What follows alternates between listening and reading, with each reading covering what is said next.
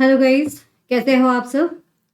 I know कि आप सब जो रिजल्ट आया है उससे काफ़ी सारे बच्चे जो हैं वो खुश नहीं हैं। जिन बच्चों का क्लियर हो चुका है एनटीए नेट, जेआरएफ जो अपना सपना अचीव कर चुके हैं उन सबको बहुत-बहुत बधाई। लेकिन वो बच्चे जो अपना सपना पूरा नहीं कर पाए हैं, तो उनको ऐसा बिल्कुल नहीं समझना है कि यार ये तो मतलब मेरे लिए है ही नहीं। देखो सबसे बड़ी चीज़ पता है क्या है? आप लोगों का नेगेटिव हो जाना। लाइफ में एग्जाम्स तो चलते ही रहेंगे, लेकिन जब तक हम अचीव ना कर ले अपना टारगेट तब तक हमको रुकना नहीं है ना? ये बात आपको मान के चलनी है, क्योंकि ऐसा नहीं है कि आपने मेहनत नहीं की, मेहनत आपने भी की, मेहनत दूसरे ने भी की। बस हुआ क्या कि उसकी मेहनत का अंजाम उसको जल्दी मिल गया, आपकी मेहनत का अंजाम हो सकता है कुछ समय बाद मिले, लेकिन मिलेगा तो ज़रूर। कहीं न कहीं कुछ न कुछ कमी रही है तो उसे पूरा करके हम दोबारा आगे बढ़ेंगे। वैसे भी क्या कहते हैं, यही तो कहते हैं ना कि अगर अपने गोल्स को आपको अचीव करना है तो जो भी हमसे मिस्टेक्स हुई हैं we should learn from that mistakes, क्योंकि सक्सेस तो मिस्टेक के बाद ही मिलती है। ऐसा नहीं है कि आपको सक्सेस जो है वो बिना मिस्टेक किए ही मिल जाए।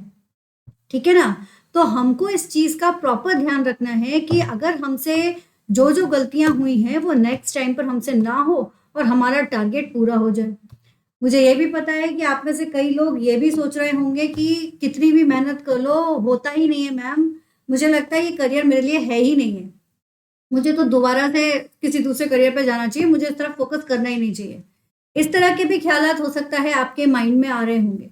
लेकिन ऐसा नहीं है कि ये करियर आपके लिए नहीं है या फिर जो हो रहा है वो आपके लिए नहीं हो रहा है ना? तो ऐसा नहीं है। कई बार ऐसा होता है कि हम बिल्कुल अपनी मंज़िल के करीब होते हैं, थोड़ी-सी दूरी होती है। आप लोगों ने देखा भी होगा, बस ये है आपका जो टारगेट जहाँ आपको पहुँचना है और अभी आप यहाँ पहुँच चुके हो। बस इतना-सा दूरी है और जो आपको हाथ लगने वाला है आपका टारगेट और वहीं से अगर आपने बैक कर लिया तो फिर दूसरे करियर के लिए फिर से एबीसीडी पढ़ना शुरू करोगे? नहीं, हमको यहीं पर रुके रहना है क्योंकि हमको ये जो हमारा टारगेट है इसको हमको अचीव करना है। बस ज़रा-सी दूरी तो रह गई है ना, उस दूरी को हमको फ़िल करना है और करेंगे हम उसे, हम पीछे नहीं हटेंगे। मैं आपको ना अपना लाइव एग्ज़ाम्पल बताती हूँ। देखो, कुछ लोग ना इस तरह के होते हैं जिनको मेहनत थोड़ा ज़्यादा करनी पड़ती है अपने टारगेट को अचीव करने के लिए। कुछ का कम मेहनत में हो जाता है, कुछ का ज़्यादा मेहनत में होता है। मेरी कैटेगरी यही है, मुझे बहुत ज़्यादा मेहनत करनी पड़ती है थोड़ा-सा भी अचीव करने के लिए, ठीक है ना? तो हमें करना क्या है, हम वो जो थोड़ी-सी ज़्यादा मेहनत है वो हम ज़रूर करेंगे। क्यों? क्योंकि हमको अपना टारगेट अचीव करना है। मैं आपको अपना 10th का एग्ज़ाम्पल बताती हूँ, जब हम 10th में थे, मैं जब 10th में थी, उस समय पर मेरे मैथ्स में बहुत कम मार्क्स आते थे। मुझे समझ में नहीं आता था कि मुझे आता है तब भी मैं एग्ज़ाम में लिख क्यों नहीं पाती हूँ, मेरा गलत क्यों हो जाता है। जब मैं घर जाती थी तो मुझे लगता था यार ये तो मुझे आता है, लेकिन जब मैं एग्ज़ाम में देने बैठती थी तो मेरे से वो बनता ही नहीं था। ये मुझसे बार-बार हो रहा था।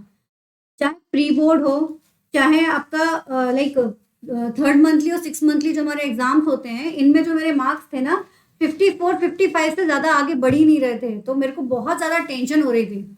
मैंने कोचिंग लगवाई उसके लिए, लेकिन कोचिंग से भी मुझे कोई फ़ायदा नहीं हो रहा था। फिर पता है क्या किया मैंने? मैंने अपने ऊपर भरोसा किया कि नहीं मुझे अचीव करना है और मैं करके ही रहूँगी। मैंने इतनी प्रैक्टिस की है नो डाउट, सारे सब्जेक्ट्स मेरे अच्छे थे बस मैथ्स में मुझे प्रॉब्लम होती थी। मैंने मैथ्स में इतनी प्रैक्टिस की है कि आप बिलीव नहीं करोगे कि मैंने अपनी क्लास में टॉप किया था मैथ्स में।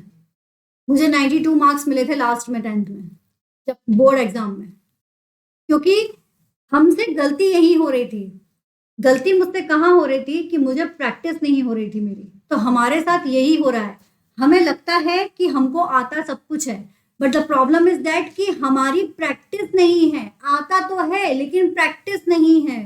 क्वेश्चन थोड़ा भी घुमा दिया गया, हमारा माइंड जो सेट था वो पहले क कांसेप्ट को लेकर था तो हमने उसी के अकॉर्डिंग टिक लगा दिया, लेकिन कांसेप्ट थोड़ा-सा चेंज हो चुका है। ये कब आएगा? जब आप प्रैक्टिस करोगे। हम रेगुलर प्रैक्टिस करेंगे, बहुत सारी प्रैक्टिस करेंगे, तो कैसा भी क्वेश्चन आ जाए, क्यों भी आ जाए, वी जस्ट क्रैक इट। हम उसको अचीव करके रहेंगे। बस यही फंडा मुझे ना अपनाना है और यही फंडा आपको अपनाना है। कुछ भी हो जाए, रुकना नहीं है, थकना नहीं है। और दूसरी बात, हर इंसान अलग होता है जैसे मैंने आपसे कहा।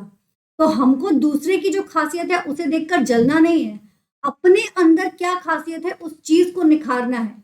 तो निखारने के लिए जो सबसे इंपॉर्टेंट पॉइंट है दैट इज द प्रैक्टिस। एक तो हार ना मानना, डिसिप्लिन रहना और प्रैक्टिस करना। जैसे जो आपको रिक्वायर्ड है वो सारी चीजें आपके पास है। आपके पास बुक्स अवेलेबल है, नोट्स अवेलेबल है, वीडियोस अवेलेबल है, सिलेबस आपके पास मौजूद है, प्रीवियस ईयर पेपर्स आपके पास मौजूद है। जरूरत किस चीज की है? मल्टीपल टाइम रिविजन्स की। सिलेबस बिल्कुल रटा हुआ है, आपको पता है क्या डेफिनेशन होती है, क्या पॉइंट्स है, you know each and everything, but what is required that is the practice.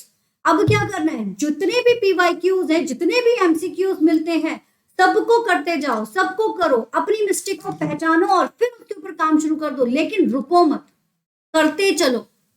Result आ गया, पता चल गया गलतियां क्या है, एनालाइज करो, लग जाओ दोबारा से। मैं आपके साथ हूं, जितना बन सकेगा उतना आपकी हेल्प करूंगी, लेकिन आपको अपना टारगेट खुद अचीव करना पड़ेगा और उसके लिए आपको खुद मेहनत करनी पड़ेगी और आप करोगे, मुझे पता है। बिकॉज जो अचीव करना चाहते हो वो तो आप करके ही रहोगे, आप रुकोगे नहीं, इतना मुझे पूरा भरोसा है। तो बस क्या करना है, दोबारा से खड़े होइए, दोबारा से तैयारी शुरू कीजिए और जो गैप रह गया है उसको फिल करके उस टारगेट तक पहुंच जाइए। Okay guys, all the best, thank you so much.